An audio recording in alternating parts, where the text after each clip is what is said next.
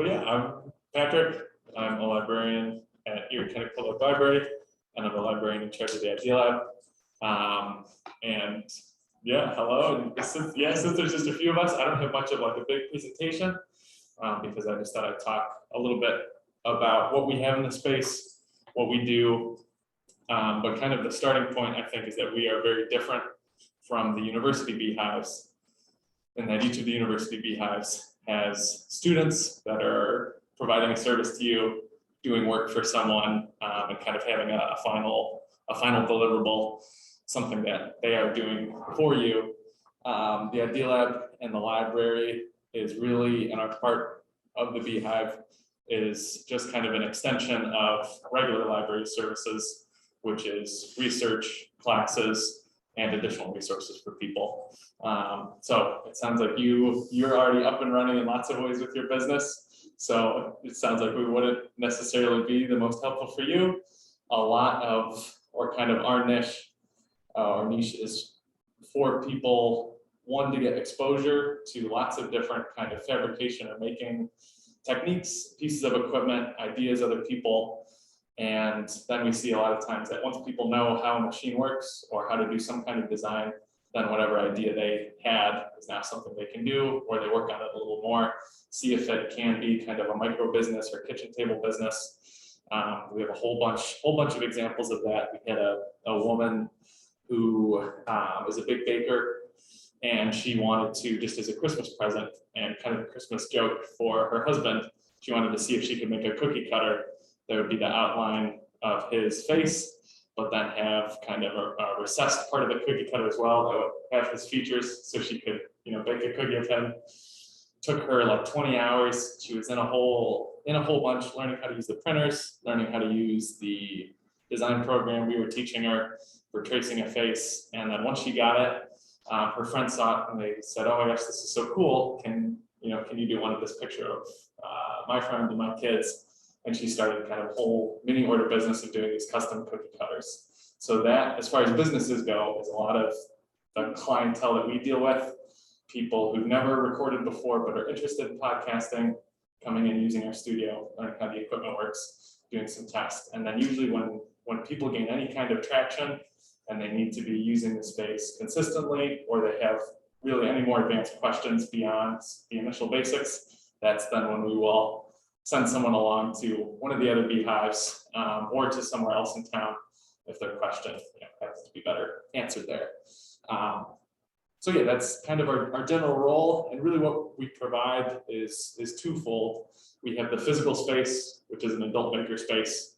We've got 3D printers. We have a laser cutter and engraver, a CNC machine for carving, some basic electronics equipment, a couple sewing machines, some large printers for printing, like your first banner that you might need before you get a really nice sign made. And we'll teach anyone how to use that equipment. We run classes that are free, and then also people can drop in anytime while the library is open and use the equipment. We'll show them how to use it. So that's kind of the in-person resource. But if you're not able to make it in person, or able to make it frequently or use the equipment, because you live far away or you live somewhere else, we also just have some kind of specific learning resources on our website that we put together. And we get a lot of people, especially since the pandemic started, looking, reading, going through guides and projects, calling and emailing with questions. And yeah, especially people who are considering maybe getting a piece of equipment, but don't know that much about it yet, debating whether or not they need or should get a 3D printer. And rather than just kind of buying one blindly, we'll talk to us first.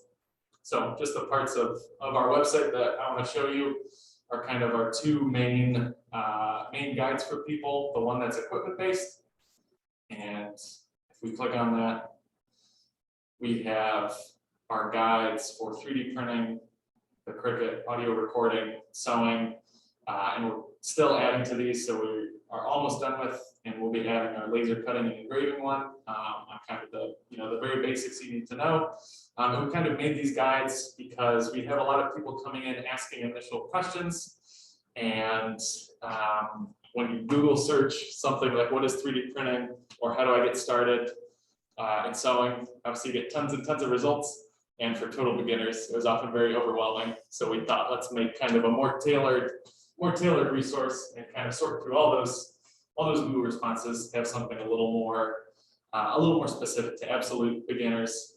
So we have, for all our guides, we have very basic projects that would be, you've never seen a 3D printer before, you've never designed a 3D model, but you're interested in getting started.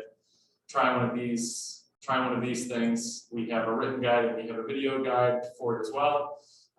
And then again, you can kind of test out one of these things, see if you're any good at it, see if it is the thing you're trying to do before you maybe invest a whole bunch more money and time in either buying a piece of equipment yourself or taking lessons or anything like that. So we have guides for all our equipment. We have guides for a whole bunch of kits, which are equipment that you can check out just like a book and could be sent here to the Corry Library. Maybe the most relevant one or kind of closest to the equipment we have in the space that would be available to come to Corry would be the podcasting kit, which is 2 mics and a soundboard that attach to your computer. So you could get kind of a much higher quality recording. That's something that you could reserve, have sent to the Corry Library, pick up here. A lot of the other kits are kind of more arts and crafts based. But we're also trying to make kind of some more of the durable equipment also able to travel as much as we're able to. So equipment wise, that's kind of the educational resource that we're always building on and offering. And then really the other kind of educational resource and our big other piece of the Beehive is doing specific classes and helping people with starting a business or developing an idea. And again, our kind of sweet spot is people at the very, very beginning stages who maybe have no business vocabulary, not familiar with terms like minimum viable product or startup capital, even words like that.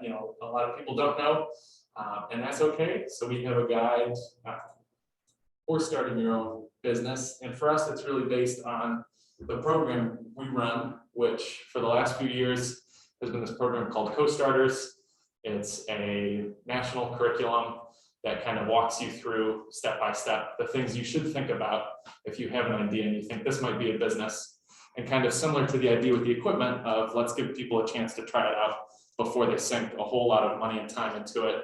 The idea with the Co-Starters curriculum and how we use it is take your idea and this thing that you think will be a great business and just make sure you think through each one of these pieces in plain English before you go and start asking for money or start doing something else. So I'll show you that page. And again, this is our version of that curriculum, kind of simplified and available for anyone to do, again, who can attend classes in person or for whom, starting off with a couple 100-page business books might be too much. And the nice business model canvas that they use is this one. So the business model canvas is a tool for evaluating your idea, but most of the versions, again, have kind of business jargon on them. The Co-Starters version is much more so in plain English. And what the class goes through, what we'll walk through with anyone who calls or comes in person and says, hey, I think this might work. Will this work? We'll just ask them, have you thought about each one of these things? These are the kind of bare minimum things you should be thinking about or have thought about, again, before you sink more time and money into it. And if someone says, oh no, I haven't thought about all these things or I don't know what these things mean, we have descriptions of what they are, a short activity for someone to do to try to fill in and understand those squares or those parts of the canvas that they haven't done yet. And then kind of by the end of this would really be your first, say, hour, 2 hours, maybe 5 hours of just that initial research that someone who's just had an idea or has never been exposed to any of this stuff before should do. But for lots of people, this is maybe not as relevant because maybe they're all things you have experience with or have thought through or you've done a business before, and this all comes second nature to you, and that's great. You're probably already ready to go right to another Beehive or to another resource. But again, it's kind of the first stop and being the library, we got a lot of people who this is all new to them, and we're there to kind of help them make that transition and coach someone up to be able to work, with another part of the Beehive or with any other business resource.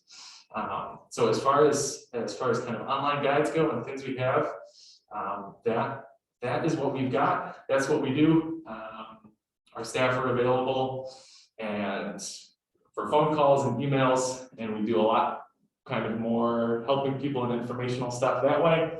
We also get lots of people coming in and using the equipment and asking questions. But if you are at or someone who you would say is at the very, very, very beginning and they need help with that basic research, basic questions they should be asking, that is something that we do really well. Those are our favorite people to work with. And then once someone has themselves a little more grounded or has the base information they need, then we'll try to get them on to the next right place. So that's the idea. That's what we have, and that's what we do. Do either of you have any questions right now, or also I'll be around after? Yeah. Good question.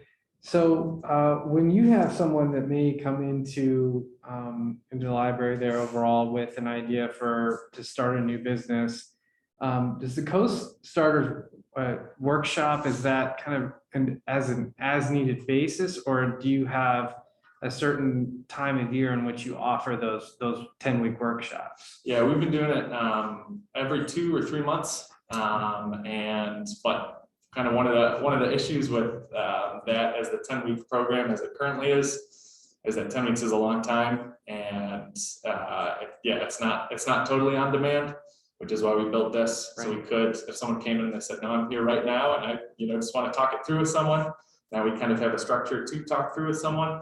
So we try to do it frequently. We're also kind of trying to take that same curriculum, break it up into maybe a few standalone classes that we can run on a more frequent basis. Because all our co-starters cohorts, we've had 5 to 10 people.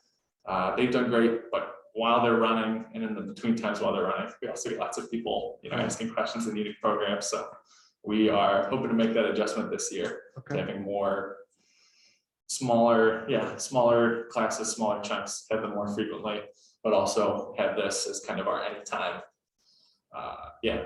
conversation tool. Okay, great, thanks. Yeah. Well, thanks for listening. All this stuff is up here for you to look at afterwards. And again, I will be here for questions. Great. Thank you. Yeah, you're welcome. Thanks, Patrick. As you set up, shameless plug to Patrick, because he's the most positive person in Beehive. Enjoy your work. Good guy. Oh, you sure? Sure. Yeah. Let's take some of me. Oh, thanks. Absolutely.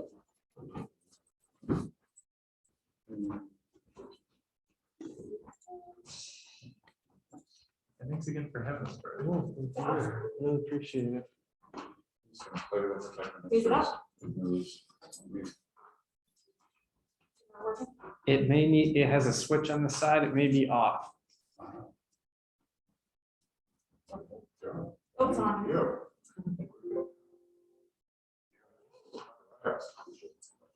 So let me start by introducing Kathy Roach and myself. I'm Brad Gleason. We're the Gannon Beehive leads. I'm going to take a question step back. I know that there was a lot of promotion, but there's 2 hands on it, and the third guy, obviously, already know a lot about it. But how much do you know about the beehives? Let me ask you that. Me, not a lot, which is why I'm here. I'm not interested for myself. I don't have a business I'm looking to start. I just want to become more educated what you guys do so I can spread the word. Awesome. Yeah, I don't have a huge history lesson, but there is a piece that I think is helpful. Back in 2014, we went after a grant with the Erie County Gaming Revenue Authority. They had an interest in changing the way small business was supported, and they were interested in doing something they called patient capital at the time, which was a real cool picking name at the time. So we were going to go into the 4 universities, and there was a bit of a riff, actually. We had somebody who wanted to take 2 universities one way, and we were the other 2 trying to bring all the universities together. So it didn't start perfectly. But I was at Mercyhurst University at the time, and Penn State Barron, with Amy Bridger, who's the lead. We came together and put in a proposal with Ralph Ford, who's now the chancellor at Penn State Barron. And there was a huge question, hey, there's this riff and split, what do we do? And I said, leave the seats open. We hope they come back, right? So 2015, we were awarded, there were 2 beehives. And with a little bit of time, the other universities and the Erie County Public Library all came together to make the 5 partners that currently work in the Beehive. And it was not perfect in that we didn't have a very clear idea of what we were to do. This great work that happened by the library was not their original plan. It grew over time.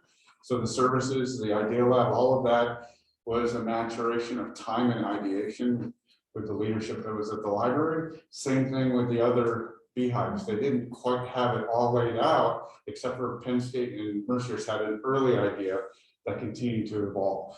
So now we have the 4 universities in our library. Shameless note, we're also talking to Allegheny College to see if they would like to play a role as well. So that's been exciting and they've been very energetic. So we're here today to talk about Gannon. So you'll see an ecosystem. The reason for that is Gannon has put an enormous investment into small business over the last 20 years. So they have, although they have a beehive, they have an ecosystem that's important to highlight because the beehive fits within that ecosystem. So I like to visualize it, and I won't take a lot of time, but you'll see on the far left is our beehive, of course, and that's well labeled. It's in a building at 9th and State Street in the city of Erie. Some people know PNC Bank and 9th and State are right across the street, if that helps. But we're on the main corridor, State Street, and our beehive is made up of how many students? 7. We have 7 students working for us doing production. We have 1 or 2 working on special projects, and then the other 5 doing production of our core products we'll talk about.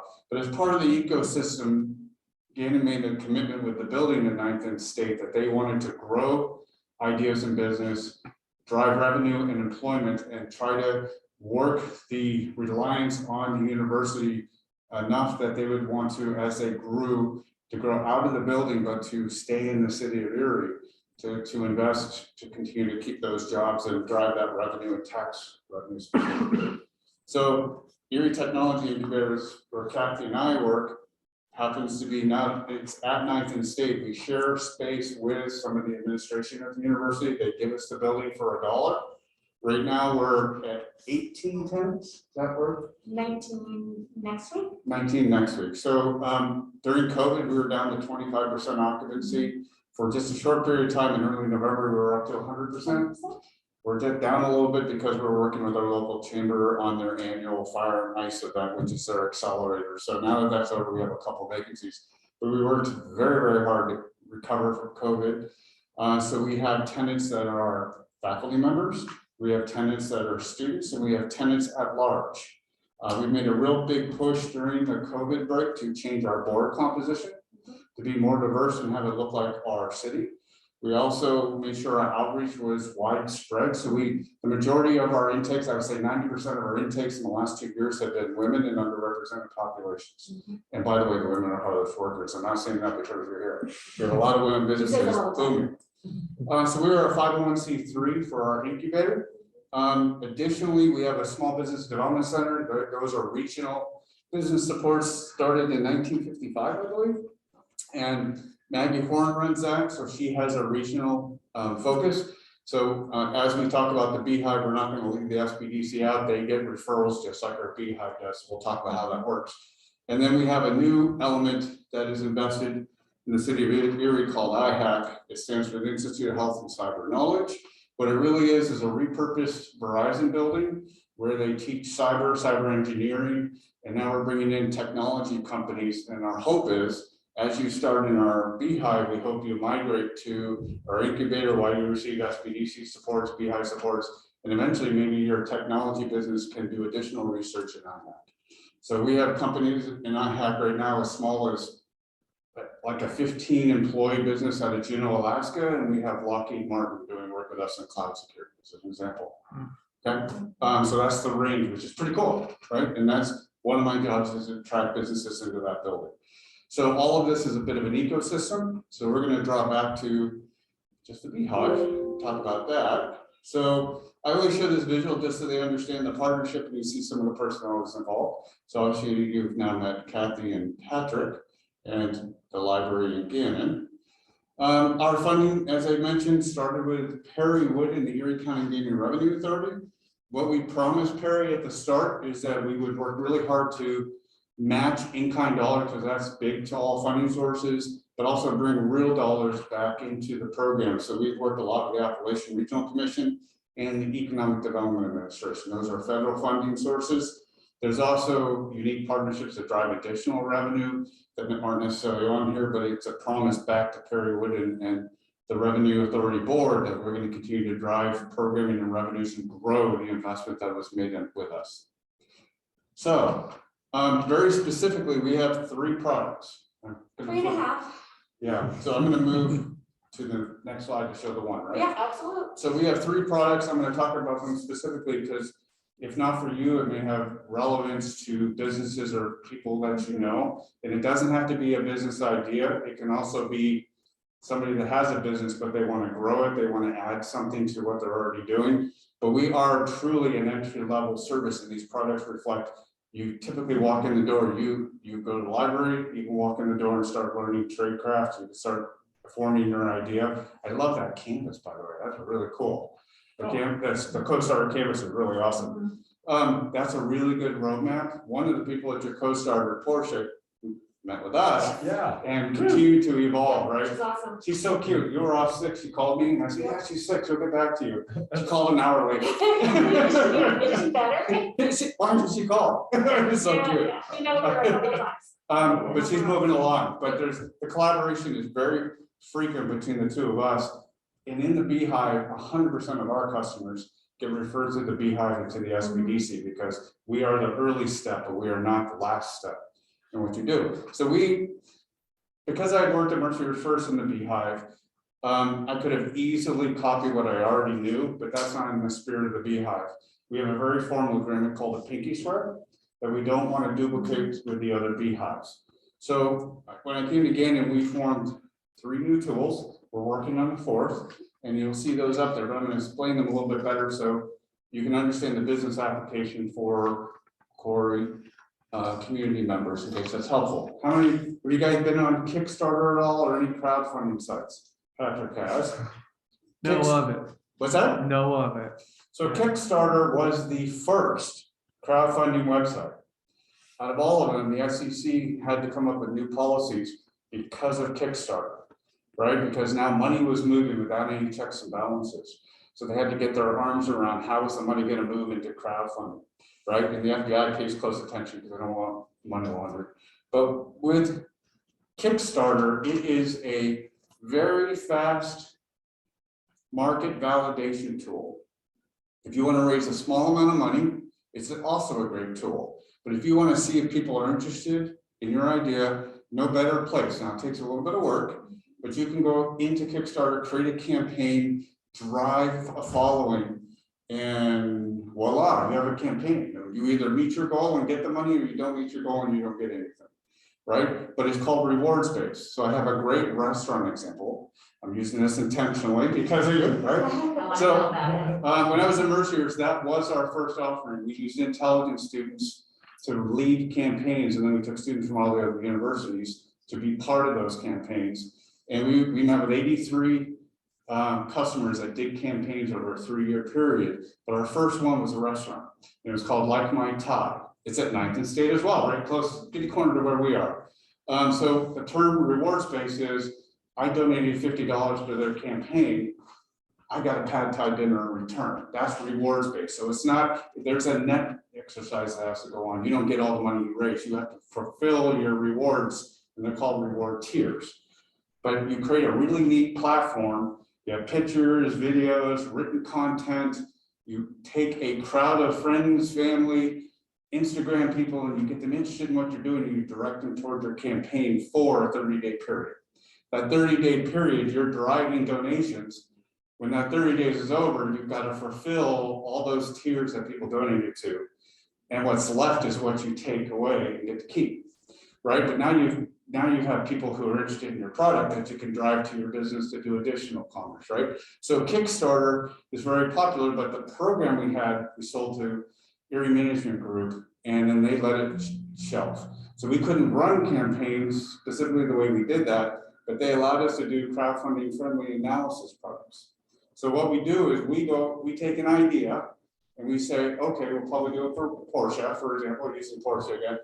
We'll go on to Kickstarter and we study like campaigns. So what a Porsche would be doing or what a Like My Tie would be doing.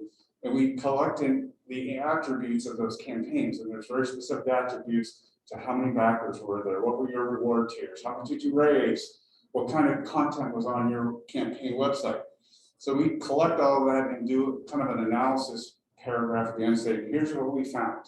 We don't tell you what to do, we're not consulting, but here's actionable information that says, hey, you have knowledge now of what works and what doesn't work on Kickstarter as it relates to your idea, your restaurant, your basket idea, whatever it might be, right? And that gives you the ability to say, yes, I'm gonna do it, or yeah, I think this is too complicated. It doesn't seem to work for what I'm doing. And that's what we do, and we do it within about 2 to 3 weeks. Now we have a lot of interest in what we're doing, so we are backed up 2, 3, 4 projects, but as they started, it takes 2 to 3 weeks to get it done. Right, we have a chief case.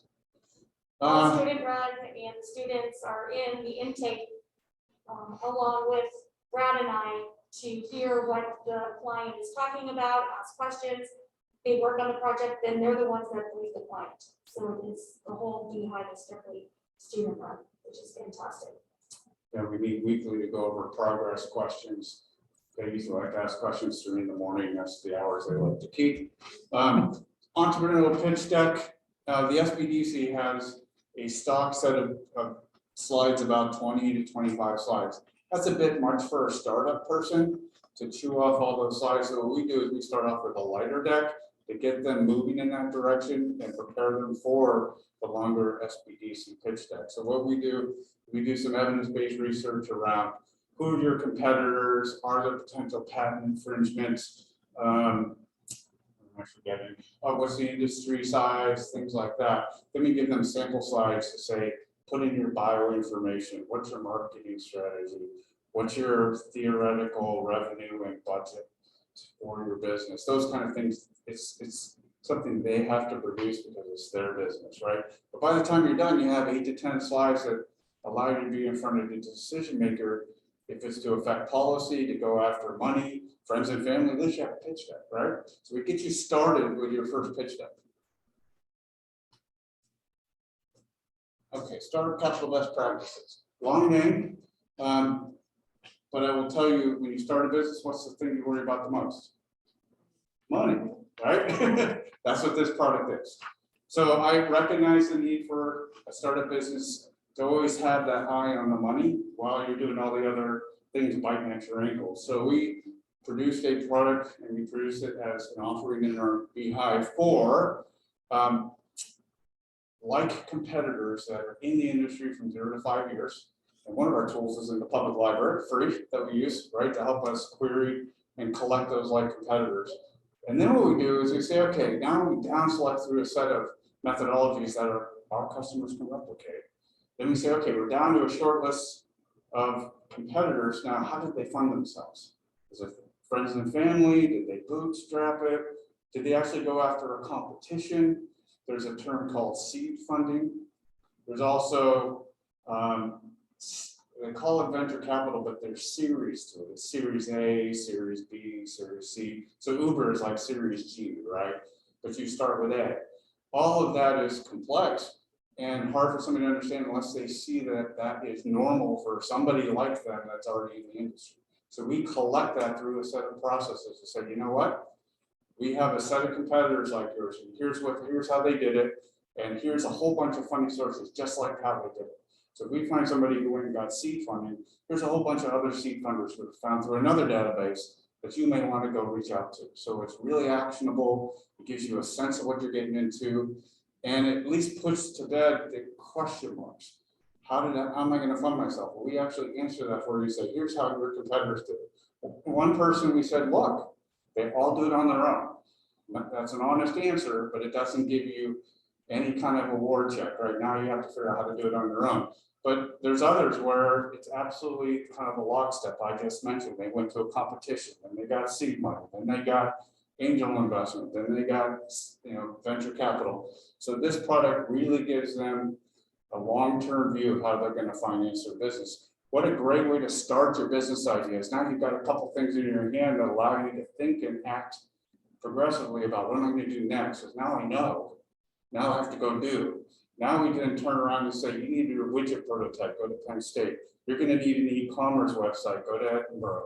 You're going to need deeper market awareness, go to Mercyhurst. They can do deeper market awareness. It's a really nice process that gets you formalized and have good backed information. We're in the middle of developing our fourth product, and it's a version of the financing or startup capital best practices, but we call this a startup resource mapping project. If you're going to be a small business community, you better have a small business map. Erie doesn't have that.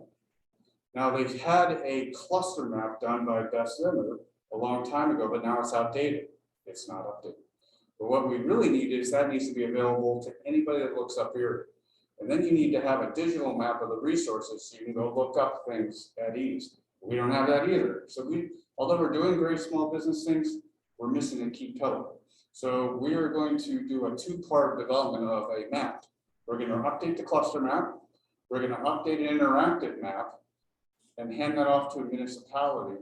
What we're going to do is we're going to use that as a roadmap to go after the resources critical to your business in those clusters. And we're going to have roadmap A, roadmap B, and roadmap C.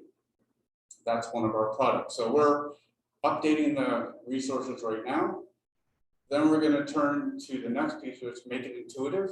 So you fill out stuff about your business and it understands all the resources, where you are as a business and where you ought to be navigating the resources. And just like an old, I'm using myself, triptych. If anybody remembers what a triptych is, you hit the button and a triptych will give you the main route and other routes, but there might be construction stamped on it. Now you do it all digitally, right? Called MapQuest. It's still old too, right? But this is kind of a MapQuest for small business resources. We want to be able to push the button after we collect all this information in a template for you, and it'll give you a roadmap A, B, C. Pretty useful, but it takes an awful lot of building to do this. And then we're basically going to say to who should own the map. It should be your Erie County Department of Planning should be doing it, but if not, the chamber. Somebody has to take that map and say we own it. We're going to maintain it, and anybody who wants to know about our area can go to this source and know what Erie means when it comes to small business. So we're going to work on this a lot, and we're not even halfway, but we're definitely, I met at 8 o'clock this morning with a young lady from the Philippines who's a grad student who's working on it. So she's getting there. She's early, but she's getting there. So I'll step back and let Kathy talk about metrics. Yeah, you gotta have tech. Right. So part of the ecosystem, it tells a story. And as Brad mentioned and Patrick mentioned, we're constantly trying to get you to the next level. We're trying to refer you to wherever next is going to best help you go to the next level with your business idea. So in the Beehive, a year ago, we did 106 products total. Now products could be, we had Portia, who's getting all 3 products, the Kickstarter, crowdfunding friendly analysis, the pitch deck, and the startup capital best practice. So most of the people that come into the Gannon Beehive are getting all 3 products. Just for the first semester of last year, so fall of 2021, we did 105 products. So we really have a great set of students who are working. They're actually all international students, which is fantastic. When you listen to the South African and the Australian speak, you're just like, yeah, for sure, yeah. But they've really kind of gotten into their mojo and they do data dive extremely well, especially our one gentleman from Serbia. He's just a beast at collecting data and analyzing it and giving that to our clients. So we have really produced a lot more products as, one semester almost matching the year before. So that's fantastic. Also, the Erie Technology Incubator, a lot of our clients in the incubator actually receive Beehive services from us, as well as Mercyhurst, some from Penn State if they need a widget done, down to Edinburgh for some branding, web design. So just the metrics, as Brad mentioned, at the height of COVID, we lost a lot of people. And we were down to 25% occupancy. We were really worried about, what are we gonna do? And kind of changed our model of how we were going and looking for clients and explaining who we are and getting the word out. And, at the end of November, we were literally at 100% for 2 months. And then a couple clients moved out, and actually one graduated, has another partner, they're in a larger building, and she's ready to take off. So great graduation story with that. We have a client who's receiving Beehive services that makes these cool NFL sweatpants right now. 3 sweatshirts, makes a pair of pants, logo here, then she patchworks the other colors in the team, right? She was on Instagram, she went on a TikTok last month, and we had a meeting with her the week before to say, hey, what happens if you blow up? Oh, I'm not gonna blow up. She went on TikTok and she blew up and had 3,000 DM messages for product. She met with the San Antonio Spurs cheerleading squad last Friday and is gonna be doing a couple samples. They're gonna determine what fabric they like, and she is going to make them pants that they will wear actually on the court cheerleading. Josh Allen's sister from the Bills is interested in a pair of pants, a lot of NFL wives, so she really has taken off, and it's just helping get the word out for her, and just helping any way we can. As far as metrics, we have a lot of students that work for us. We started off with 7 or 5 working on different things. We brought them into what the product offerings that we were going to do, and for 2021 we actually had 95 students working for us. So all there to help startups, which is fantastic. So here's just kind of a sample of a lot of the Beehive clients that we have. So for instance, we have Eat Your Yard, Tessa Farley, who has this great business where she's a landscaper, but she landscapes edible food. So instead of having a hydrangea, maybe she has some type of lettuce that flowers, you get the color, and then turns into lettuce that you can eat. So, we helped her with the crowdfunding friendly analysis to see if a like campaign was successful, what those attributes were, so she could decide if she wanted to raise money through a Kickstarter campaign. House of Hospitality, hate the name because they go by Ho on Instagram, but they have this great gaming. So it's literally making games for you to play at either adult or kids versions for every holiday, date night, whatever. And now they're branching out to try and network small businesses because they found that, hey, we're a small business. We kind of know we have the Beehive, we have SBDC, but how do we connect and just kind of know each other and kind of help each other? So they were having a gathering, I think last night it was, where they are just bringing people together, playing some games, icebreakers, network bingo, where by the end you should know who a social media person is that might be able to help you, where you're sharing services, and bartering systems. They're doing that. Brad mentioned Seed. They're our only nonprofit. They used our Beehive services, then came into ETI. So we have a lot of Beehive clients that we helped.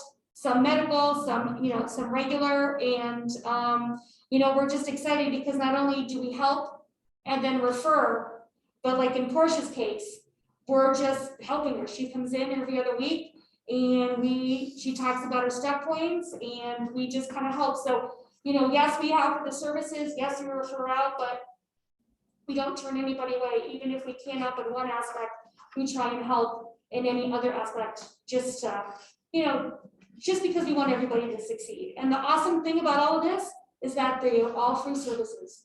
Every single Beehive, the library, unless you need to use a supply, it's all free. We don't ask for anything, which is the most fantastic thing. And even though we compete with the other universities for students, we literally, hey, who do you got? And can you help this person? Or they're kind of in a rush. Can you jiggle some things around? Absolutely. Let's see what we can do to help. So that's what we find most rewarding, is how we can help everybody else out. Oh, look, there's Brad. So it's Brad's turn again. Look at that. So motivation, thank you, Kathy. You're welcome. Motivation for doing this is it started with Erie County because that's required by the funding source. But we got so many outreaches one of your workers was over the border, and at one point in time, there was a question whether we could work with him or not. But very quickly, we brought another funding that allowed us to go regional. So we've been going county by county to promote what we do. We've been in Warren, we've been in Crawford County Voodoos, we've been in a whole bunch of other places to promote what we do, and it's going a whole bunch of inner city in the city of Erie as well, to make sure we're not ignoring certain neighborhoods as well. But we've tried to. I remember the long drive to get to this morning meeting, and it was well worth it. But I was looking for deer the whole time there as well. So you never know, but we're out there promoting all the time because this is a national best practice. And in little old Erie, we have a national best practice, so we need to kind of embrace that a little bit and get the word out and expand that. So we are. A little bit of shameless plug, and I'll let you speak up. This is so much fun. Your work. Yeah, absolutely. So, you know, we help people on the Beehive, we help people in the incubator, of course, but one of the fun things that we like to do is the incubator is a family. So we offer a lot of programming on a monthly basis, lunch and learns, all free. We even reach out to like Bridgeway Capital and their Minority Accelerator program and say, hey, this is what we're offering. We would love to have your accelerator people come and join if they can. We are also getting some from Thrive and Ben Franklin. So last year we did a business plan boot camp because we found that people that were in the small business development center, they do fantastic work. They help startups for free, but it was, here's a business plan template. Good luck. And we found with the Beehive people, with our incubator clients, that they might be so talented in making chalk or, you know, making some type of a device that goes on a 3D printer so they can print like as soft as a rubber band as opposed to the really hard stuff. So creative, but they could not write a business plan. It was a huge barrier and stumbling block. So we decided to take the SBDC model, break it down into 8 weeks and teach one section each week. So it wasn't daunting for them. And so we were going to outreach again to all of our Beehive clients to say, hey, we're thinking of starting it again. Who's interested? And kind of changing it up a little bit where 1 week teaching, 1 week come in and we'll help you write the section if you have a roadblock. You know, just to kind of toss things off. But one of the things we do is we have cornhole in the incubator in our hallway so that people can't see us. But this was one of our cornholes because we had 5 new clients that came in. 3 of them started off as Beehive clients. And so we were just all together to take a picture in between cornhole, you know, and we just say, hey, pay $5 and it's going to go to a scholarship for one of the senior design projects to help with funding in case they want to take it to the next level, which we hope they do. And then just the outside of our building. But you know, we try and create a network with family. Sometimes we call it the incubator because we have clients helping clients, and the same with the Beehive. You know, sometimes we connect Beehive to Beehive clients because, you know, just like I did with you, Betsy, oh geez, you talked about hydroponics. We have Mike who started Bodie Garden Initiative, which is for veterans and hydroponics. You know, we'd love to connect you just so you have another source. So, you know, everybody is just so appreciative and wants to help everybody else succeed in the community. That's fantastic. Yeah, one of the needle movers is this guy right here. He's a seed funder, so he wants to be around all the ideas to figure out who he's going to fund next. Well, we want him in there, right? But he changed the whole attitude here. Nobody worked together. Everyone fought. He came in and said, I'm going to splash it across every form of social media. I'm going to meet with everybody. No one's going to tell me who to meet with, who not to meet with. He broke down barriers. But he always finds his way to us because he's looking for talent and we're spotting talent. So he wants to get in early, see who's starting to kick the bushes and make something of it so that he can, you know, make sure he lines them up for funding because it takes some time, right? I mentioned iHack. The only reason I'm going to talk about this slide, you already heard what it's all about, is that we are absolutely bringing companies in for one reason, not their money. But we want them to get access to students no more than now is there such a need. The Great Resignation is creating a huge workforce deficit. We're now putting students in front of the companies, and the Lockheed Martin example is they go, I can't stand my internship model. I interview, I get the kid in, they're a disaster, and then I have to start over, right?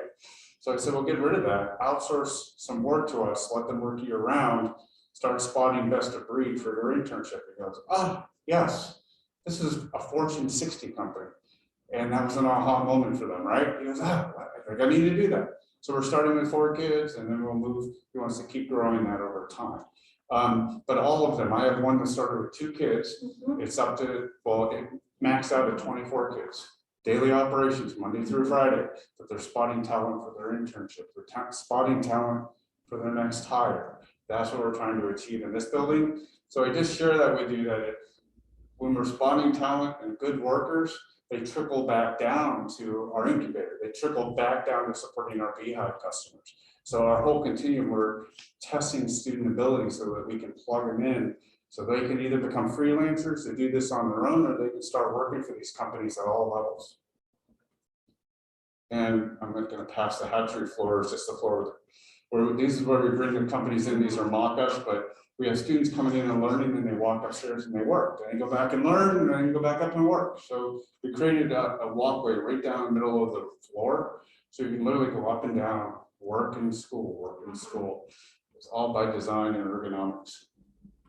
And what else? Oh, that's just a real picture of what the space looks like. We do have corporate sponsorship with Erie Insurance. They have an innovation space that we also teach a minor in innovation creativity.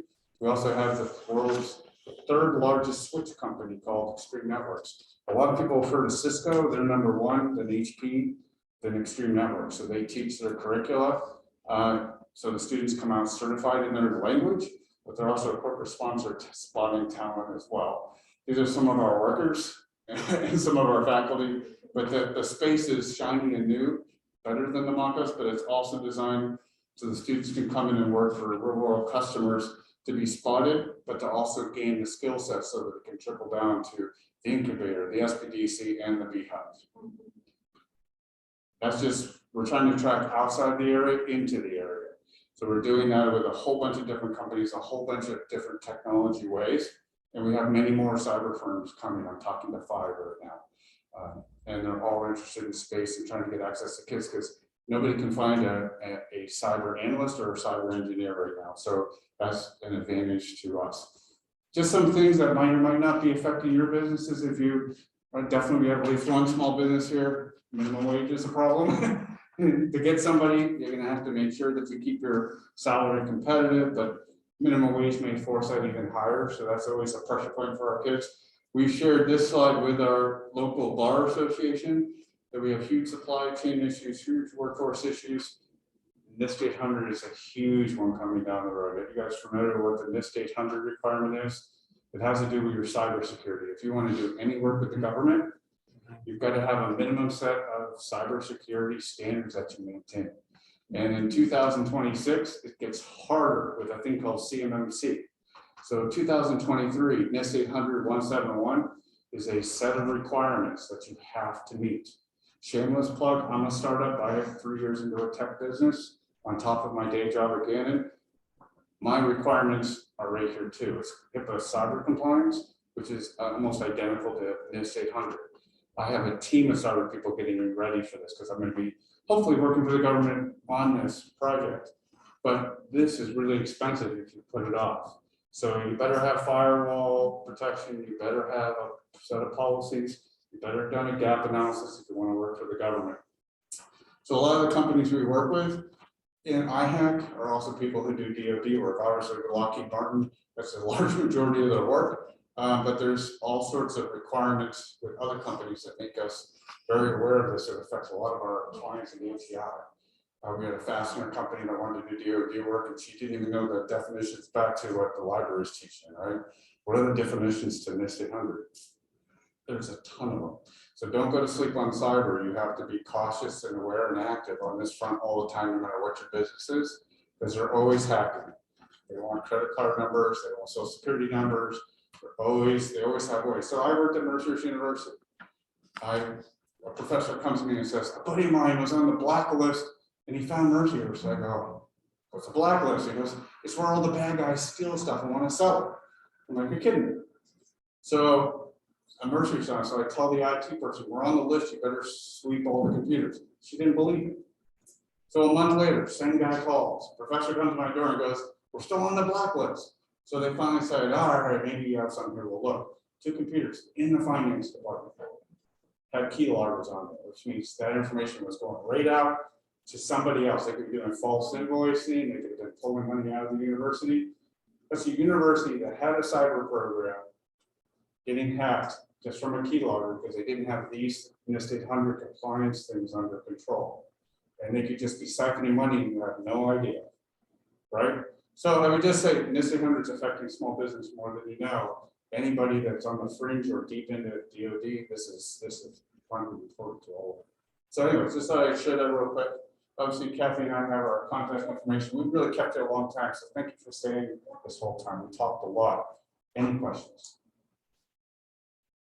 I mean, I was fine. But Excellent, Betsy. I need to sign up, I need to do this, I need to do all these things. I'm just gonna give you the clipboard. Okay, good.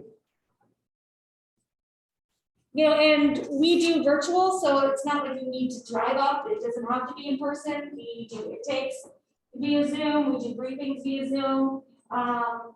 You know, and contact us, and then from there, if we can't help you, if you're too further along, then of course we refer you to all the other ones, so. Great. Yeah, I started like this and I just want to expand, so I'm in it. Awesome, Yeah. yay. So 3 years ago, personal story, just to talk about, in case you talk to somebody that has a business idea, because I love the way the library's laid out, and I learned more today. Thank you, Patrick. I call it the spark, the aha moment, whatever it might be that gets you. Everyone has that moment, but they don't know what to do with it, right? My girlfriend years ago goes, "Oh, I had the colored duct tape idea. Why didn't I do something with it?" And I'm going, "Because you didn't know what to do with it, right?" Well, we are here to tell you we know what to do with that, right? So if you know somebody that has that spark moment, that aha moment, we are the people who pick up the phone and call and say, "I got this buddy, I got this really good friend, they had this idea. I had my aha moment. I went to the guy that had the jazz hands in that picture that does the funding. And I showed him and he closed my computer slowly. Said, "Don't show this to anybody. Get it protected." And so he started caring about me day one because I knew where to go. He looked at my stuff and said, "I think you got something," which is typically not what people do. They don't tell you that up front. But then he told me, next step is safeguard your stuff so you can keep moving, right? And he ended up funding me. I got the largest funding amount they can give. I got 15 out of 15 votes to get the funding. We are moving on to, we have 2 contracts that we're negotiating right now with UPMC and the New York State healthcare system. We were moving because he, at that point in time, took care of me. That's kind of what we're here for, so take care of you and say, "Give us your idea, we will take care of it. We will move you on carefully to the next step so that you're on a forward-leaning progression." So thank you again for your time, but we are here to make sure we take care of you.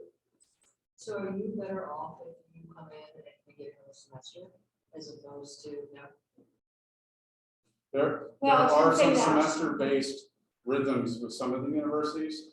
I remember competing with other people to get into Edinburgh. I did not get in because there were some better ones that they thought would be best for the student-based projects.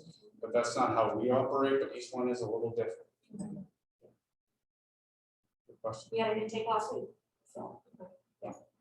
And then you just get put in the queue, we just hired another person, so, they'll be starting off, we train them to do the CFFAs because it's the lightest product, and then that helps funnel the queue and get that moving. so you could start with some students in November and then as you transition to February, you have different. Right, so if you had, Shanae, for example, in January, and she's doing your CFFA, you know, then you may have Raphael for your pitch and your SCDPA. What we like to do is we like to brief you after each product, so it's not like you're waiting forever. Oh, wait a second, and then you get all 3, so that you don't feel like you were forgotten. That's our work. yes. We read their stuff.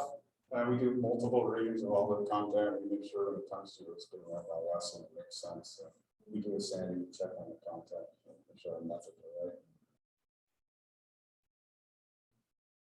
Thank you. Anything else? Appreciate the questions. Have a nice time. Remember, just spread the word, it's free.